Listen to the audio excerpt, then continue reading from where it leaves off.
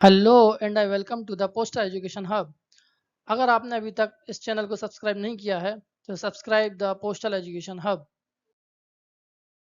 12, 24 और 36 वर्ष वाली योजना यानी कि जीडीएस फाइनेंशियल अपग्रेडेशन स्कीम 2024 के बारे में तो सुना ही होगा, जिसको recently minister of communication Shri Ashwini Vaishnaw द्वारा लॉन्च किया गया था।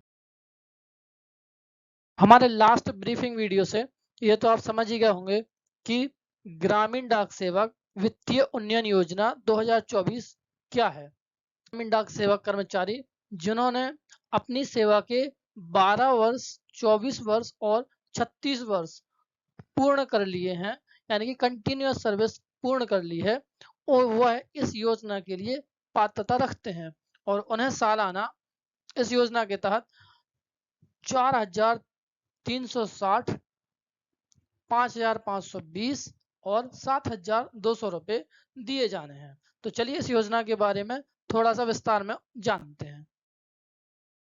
डिपार्टमेंट ने जीडीएस को वित्तीय उन्नयन देने के लिए कुछ शर्तें यानी कि कंडीशंस भी रखी हैं, जिनमें से सबसे मेन और इम्पोर्टेंट कंडीशन है कि जीडीएस को लगातार 12, 24 और 36 वर्ष तक सेवा देनी होगी। यानी कि अगर कोई भी जीडीएस कर्मचारी अपनी सर्विस में ब्रेक लेता है या किसी भी कारणवश सर्विस ब्रेक होती है तो उनको इस स्कीम का लाभ नहीं मिलने वाला। स्कीम में एक बात तो क्लियर है कि फाइनेंशियल अपग्रेडेशन में जो पैसा मिलना है उस पर किसी प्रकार की वेतन वृद्धि यानी कि इंक्रीमेंट नहीं दिया जाने वाला। ना ही आपको इस राशि पर किसी भी प्रकार का महंगाई भत्ता दिया जाएगा। इसके अलावा कोई भी दूसरा अन्य लाभ आपको नहीं मिलने वाला, यानी कि इसमें एक कांस्टेंट अमाउंट आपको दिया जाएगा। चलिए समझते हैं जीडीएस फाइनेंशियल अपग्रेडेशन स्कीम 2024 के कुछ सेलिएंट फीचर्स के बारे में। तो सबसे पहले एप्लीकेबिलिटी, यानी ये किन किन कर्मचारियों के ऊपर लागू होता है। यह योजना समस्त जीडीएस जो रेगुलर बेस पे काम कर रहे हैं उन पर लागू होती है। इससे क्या लाभ होने वाले हैं, इसके लाभ के बारे में आपको बताया जा चुका है कि एक फिक्स अमाउंट, यहाँ आप देख सकते हैं यहाँ एक फिक्स अमाउंट लिखा हुआ है। तो फिक्स अमाउंट 360 रुपये, 460 रुपये और 600 रुपये पर मंथ के हिसाब से आपको दिया जाएगा। ये कब दिया जाएगा, जब आप 12 साल, 24 साल और 36 साल की कंटिन्यूअस एंगेजमेंट यानी कि किसी ब्रेक के आपकी सर्विस कंप्लीट होनी चाहिए, यानी कि कंटिन्यू होनी चाहिए। मान के चलिए कि हमारे पास 3 स्लैब्स हैं और हर एक स्लैब में एक कांस्टेंट अमाउंट आपका डिसाइड किया गया है, जैसे 360 रुपये पर मंथ, 820 रुपये पर मंथ और 1420 रुपये पर मंथ। अब अगर आप स्लैब 1 में आते हैं, यानी कि स्लैब 1 में वो जीडीएस आएंगे जिन्होंने अपनी सर्विस के 12 साल तो पूरे कर लिए हैं, लेकिन अभी 24 साल से आगे आप नहीं निकले हैं, यानी कि आपके अभी 24 साल पूरे नहीं हुए हैं।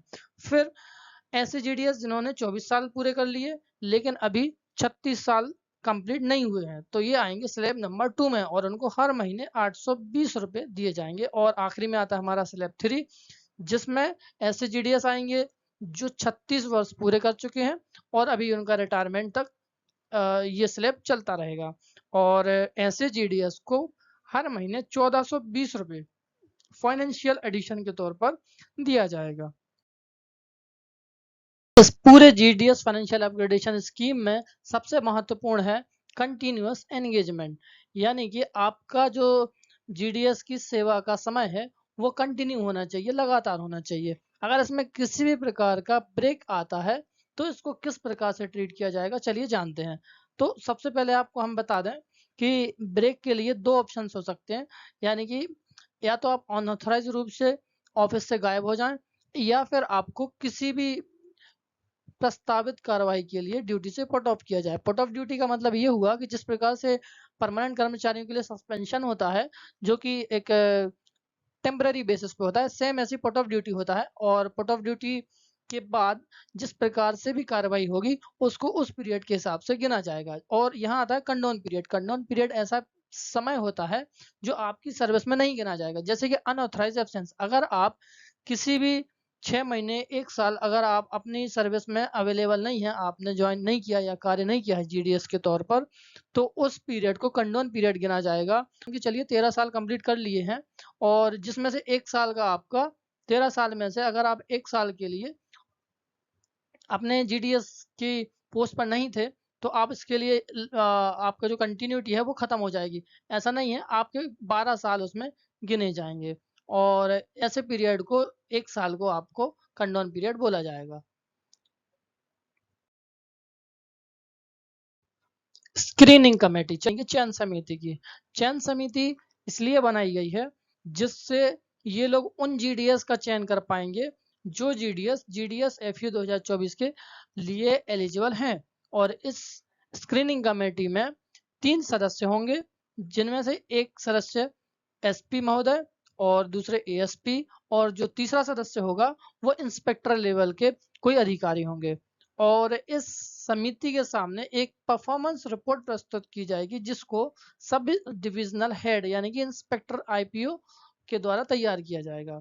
और इस स्क्रीनिंग कमेटी का एक शेड्यूल फिक्स शेड्यूल होने वाला है। यह कमेटी साल में 2 बार ऑर्गेनाइज की जाएगी। सबसे पहले जब ऑर्गेनाइज होगी ये होगी जुलाई के पहले हफ्ते में। जुलाई के पहले हफ्ते में यह उन केस को मॉनिटर करेगी जो कि जनवरी से लेके जून तक के बीच में मैच्योर हो रहे हैं। यानी कि ऐसे जीडीएस जो 12, 24 और 36 साल अपने जनवरी और जून के बीच में कंप्लीट करते हैं, यह उन केसेस को मॉनिटर करने वाले हैं।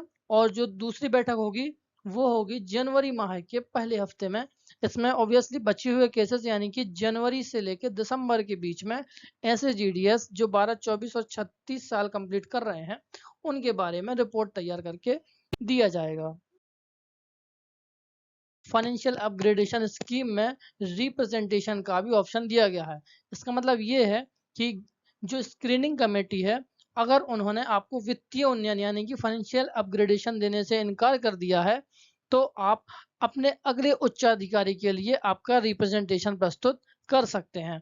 तो इसके लिए आपको अस्वीकृति से 3 माह के अंदर आपका जो प्रपोजल है वो इन सक्षम अधिकारियों के सामने रखना पड़ेगा।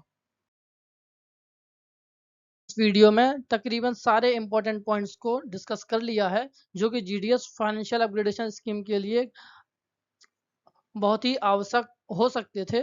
इसके अतिरिक्त अगर कोई भी नई अपडेट आती है तो आपके सामने एक नया वीडियो लेकर आएंगे।